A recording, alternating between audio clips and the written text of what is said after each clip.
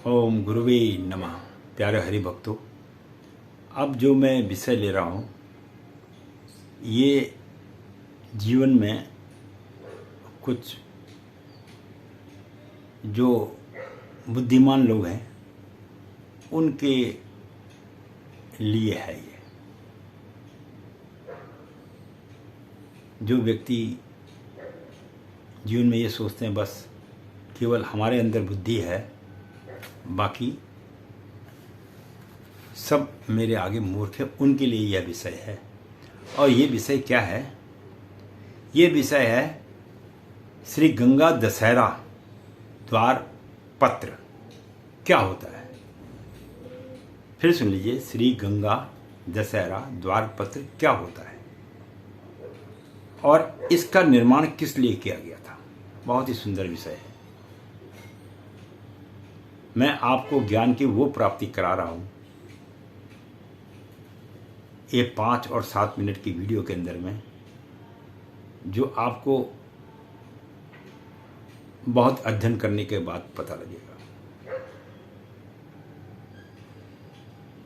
ये मेरा सौभाग्य है कि मैं आप लोगों के सम्मुख आ रहा हूँ, और आप लोगों का भी सौभाग्य है जो आप मेरे मुख द्वारा इन बातों का स्मरण अपने जीवन में धारण कर रहे हैं। हो सकता है प्रभु ने इसी विषय के लिए मुझे जीवन दिया हो, ये मुझे नहीं पता। अब गंगा दशहरे के दिन में द्वार पत्र जो होता है वो क्या होता है? आपने देखा है कि आकाश से बिजली, आंधी, तूफान, कई चीज़ें आती हैं, और आप देख भी रहे हैं टीवी में वगैरह में आती हैं, और कभी कभी वज्रपात भी होता है। ये एक ऐसी स्थिति है, इसमें आदमी अगर बचना भी चाहे तो वह बच नहीं पाता है। कोई इसको रोकना चाहे तो वह उसको रोक भी नहीं सकता है। जब नहीं रोक पाता है तो वह क्या कहता है? ये सब कुदरत की माया है। बाकी विषय में तो कहता है मेरी माया है, लेकिन जब आकाशीय बिजली गिरती है, आंधी, तूफान, भवंडर आता है, तो वो कहता है प्रभु की माया है। अब ये समस्या आज तो हम सब मनुष्यों के सामने आ ही रही है कि आकाशीय बिजली गिरती है पृथ्वी पर, और उससे नुकसान भी होता है। कई व्यक्तियों की जान भी चली जाती है। जिस पे आकाशीय बिजली या भवंडर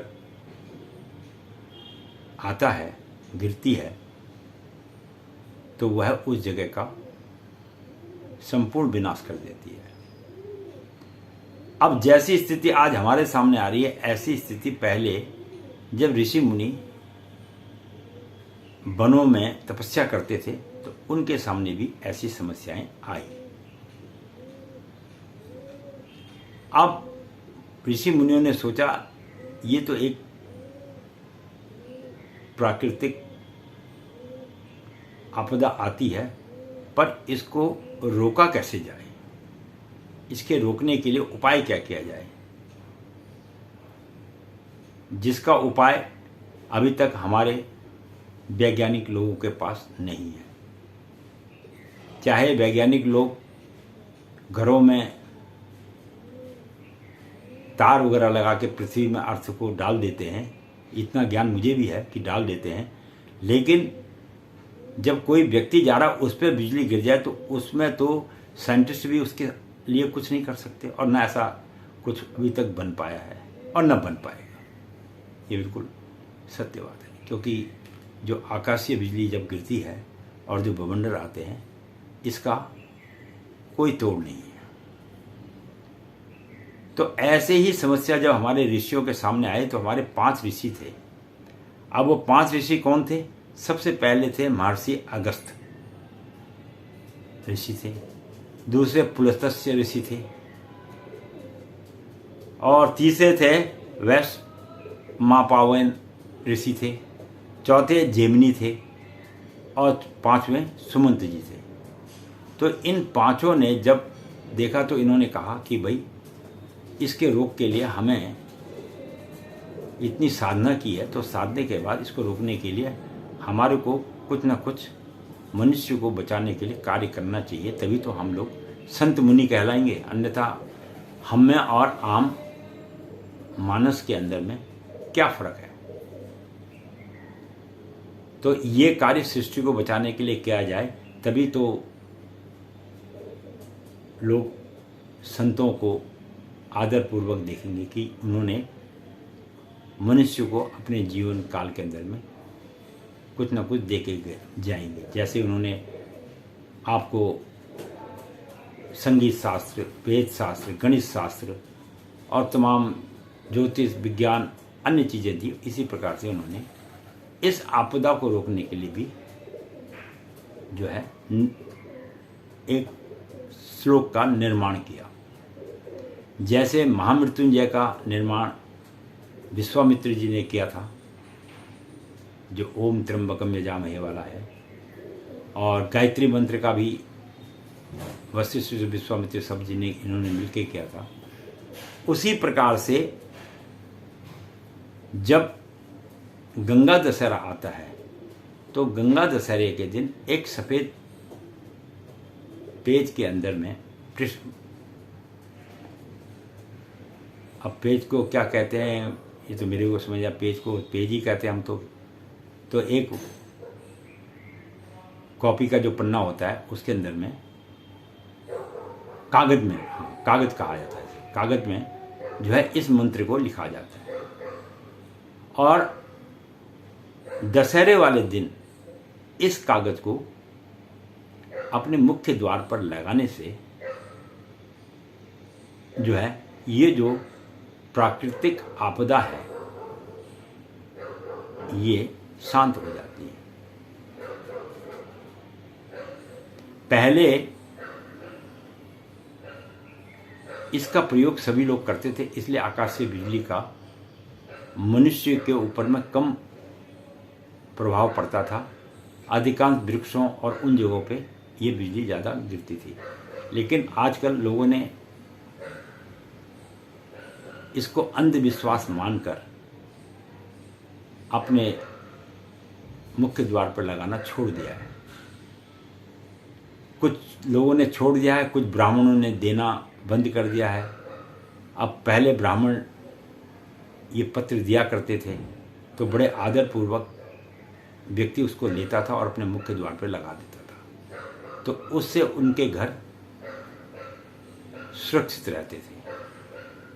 तो ये जो मंत्र था वो था अगतस्य पुलस्तस्य वैसम माँ पायनो एवं च जेमनिश्च सुमनस्तु सच पंचेत वज्र वार कहा, यानी वज्र को जो है रोके। इसमें 3 मंत्र हैं। तो इन मंत्रों के द्वारा मुख्य द्वार पर कागज पे ये लिखा जाता था और चिपका दिया जाता था।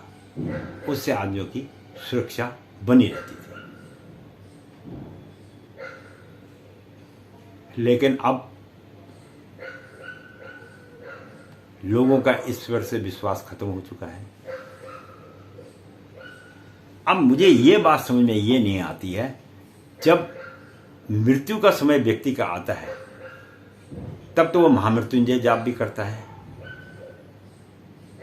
और अपने बल को बढ़ाने के लिए वह गायत्री मंत्र का भी जाप करता है। तो फिर प्राकृतिक आपदा के लिए गंगा दशहरे के दिन अपने मुख्य द्वार पर